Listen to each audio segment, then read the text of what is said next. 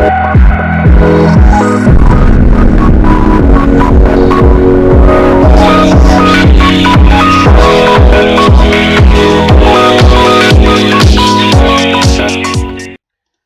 à tous, bienvenue dans ce nouveau tutoriel de Wistaro sur comment créer un site web. Alors dans ce premier tutoriel, je vais vous apprendre les bases du HTML, donc je vous expliquerai ce que c'est. Et ensuite, les tutoriels seront de plus en plus complexes et vous pourrez faire de plus en plus de choses. Donc tout d'abord, il faut savoir qu'il y a deux sortes de sites web sur Internet, les sites web statiques et les sites web dynamiques. Les sites web statiques sont complémentaires des sites web dynamiques. C'est-à-dire que si vous ne connaissez pas les sites web statiques, vous ne pourrez pas faire un site web dynamique. Alors les sites web statiques sont beaucoup moins courants, parce qu'en fait ils se contentent d'afficher des images, du texte sur internet. C'est par exemple le site qui présente, je sais pas, une entreprise et tout, mais sans truc complexe. Ce que j'appelle truc complexe, c'est les sites web dynamiques, c'est par exemple des systèmes d'impression, de connexion, tout. C'est des sites web qui agissent, qui peuvent agir tout seuls quoi, et intelligemment. Alors d'abord nous allons commencer par les sites web statiques, évidemment, parce que c'est les plus simples. Et ensuite, nous ferons des choses de plus en plus complexes, à savoir le PHP, le langage qui sert pour les sites dynamiques. Alors tout d'abord, il vous faut le logiciel Notepad++ qui se télécharge gratuitement sur Internet. Vous l'ouvrez, vous allez dans le langage HTML, vous allez dans File, Save As, mon site.html sur le bureau. Donc voilà ce que vous voulez, moi j'ai déjà fait, c'est pas grave. Alors il faut savoir que le langage qui permet de faire des sites web statiques se compose de balises. Des balises ouvrantes et des balises fermantes. Des balises fermantes, il y a un slash avant. Enfin, plutôt un backslash. Alors ça s'appelle un attribut. Ensuite, entre les balises, ce que vous mettrez, ça prendra les attributs de la balise. Par exemple, si la balise, je sais pas, la balise, ça veut dire texte en gras, alors tout ce qui sera contenu entre ces deux balises aura le texte en gras dans la page. Alors, il y a des balises qui ne sont pas fermantes, je vous montrerai quelles après. J'enregistre bien? Ouais. Alors tout d'abord, il faut savoir que le site web commence par un doctype. Donc un doctype, c'est quoi? Ben c'est ça. Vous n'avez pas besoin de l'apprendre par cœur, ça sert à rien. Voilà. Nous allons l'analyser tout de suite. Alors, doctype HTML public, c'est dire que la page est publique. Ça, c'est le lien pour la validation XHTML, donc c'est pour des normes. Ensuite, là, le langage, XML lang. Et là, c'est encore pour la validation XML. Donc moi, j'ai utilisé celle de 1999, mais il y en a des beaucoup plus récentes que vous pouvez trouver sur Internet, vous tapez doctype et vous le trouvez. Ensuite, la page se termine par une balise /HTML, logique. Ensuite, dans la page, il y a deux grandes parties dans la page. Le head, donc si vous voulez l'entête, et le body, si vous voulez le corps. En fait, dans le head, vous mettrez le titre, le design et les balises méta, nous allons voir ce que c'est. Et dans le body, vous allez mettre tout le texte que vous voulez taper, les images, tout, en fait, tout ce qui vous intéresse. Alors la première balise id à retenir, c'est le title. Donc T-I-T-L-E, c'est le titre. Le titre qui s'affiche en haut. Ici, vous pouvez voir que, par exemple, n'importe quoi, là, c'est nouvel onglet. Donc là, on va mettre title ma page, /TITL. N'oubliez pas de fermer l'attribut. Nous allons voir ce que ça donne tout de suite. Le titre est ma page. Ensuite, les balises qui sont aussi importantes, ce sont le style. Donc le style, /style. Nous verrons tout de suite après. Tout de suite, c'est ce que ça veut dire. Ensuite, les balises méta, en majuscule, méta, name. Là, en fait, c'est ce qui présente le site aux robots ou aux utilisateurs aussi. Donc meta name, on va mettre author.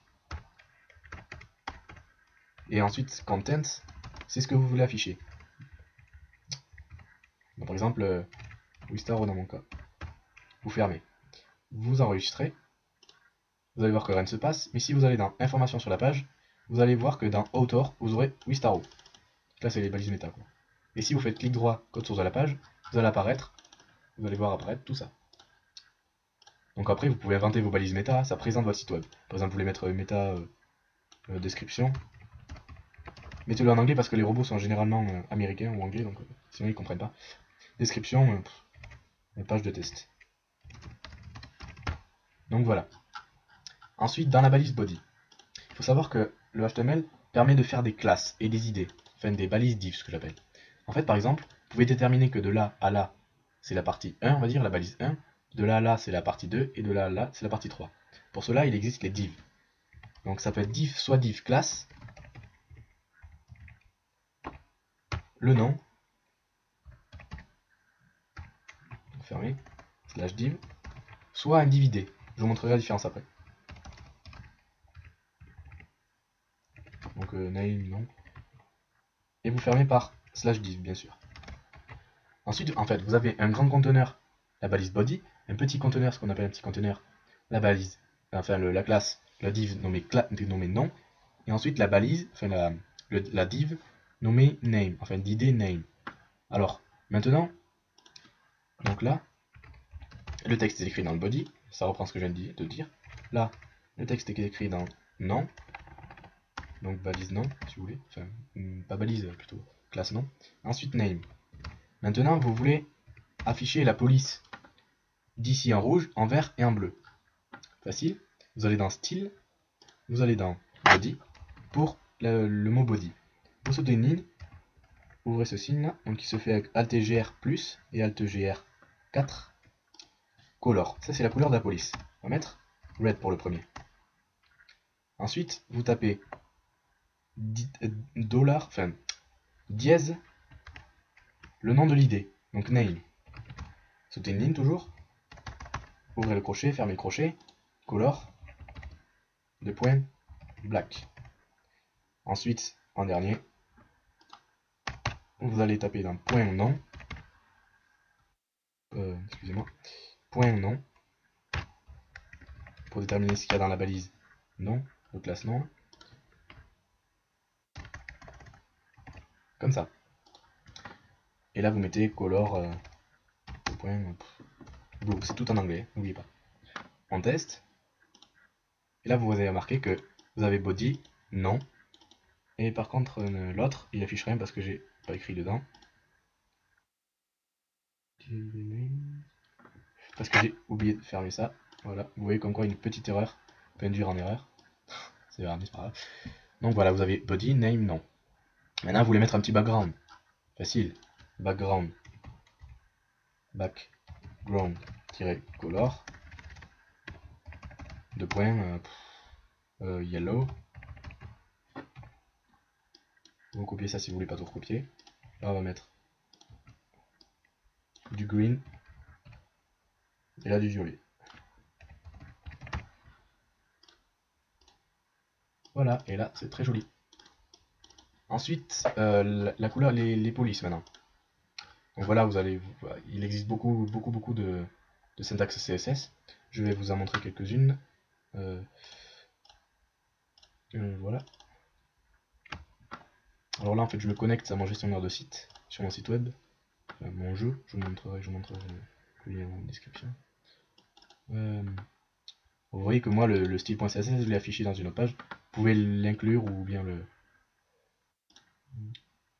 Ah, merde.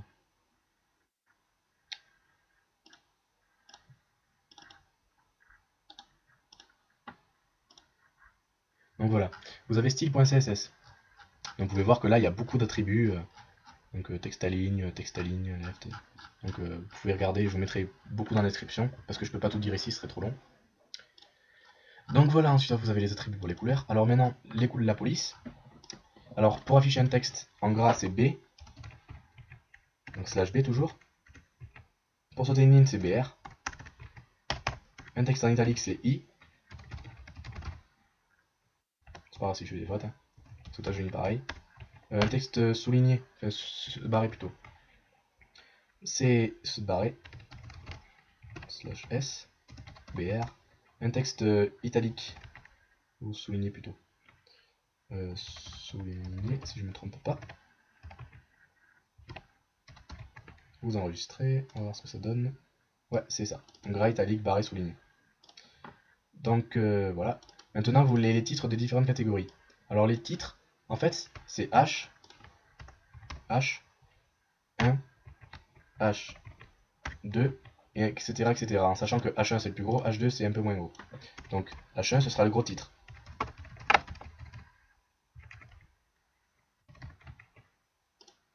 Vous voyez qu'il apparaît en gros. Maintenant vous voulez centrer.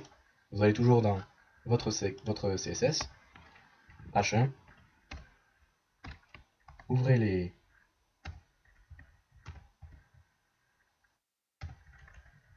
mettre color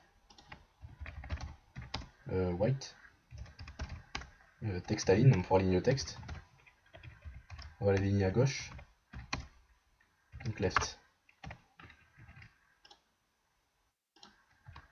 Vous pouvez voir qu'il ne s'aligne pas, je comprends pas pourquoi. Donc bref, normalement vous pouvez changer quoi. Si vous essayez de le mettre dans un conteneur, bon, ça devrait marcher.